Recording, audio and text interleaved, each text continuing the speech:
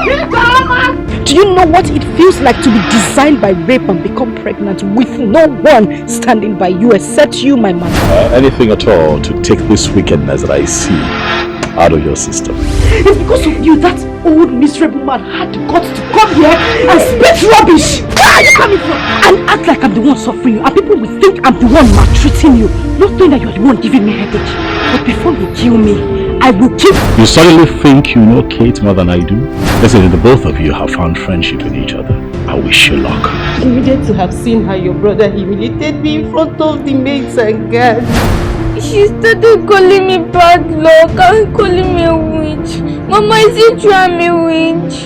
No! You will not just die and let me have my peace. And let me be! Let's not put our mouth and be talking anyhow because we are black people who doesn't value women like the whites. You said this is not my business? Of course it is not your business. I know how to treat your kind. You're a heartless woman. Tell your son to release my daughter to me who he took away. You have the guts to run your mouth before the prince of this land. I'm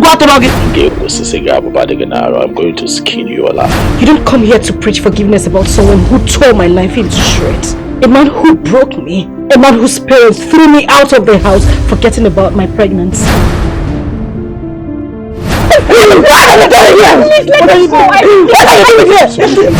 Anytime you dare me enter here to talk nonsense, you have your miserable self to blame.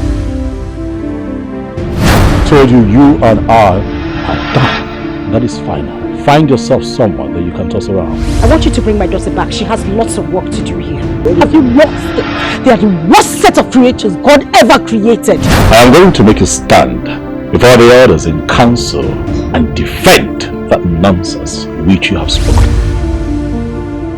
Do I have a mother? No, I don't. But I'm Nanti because you rescued me. She could have killed an innocent baby and found her way to her womb.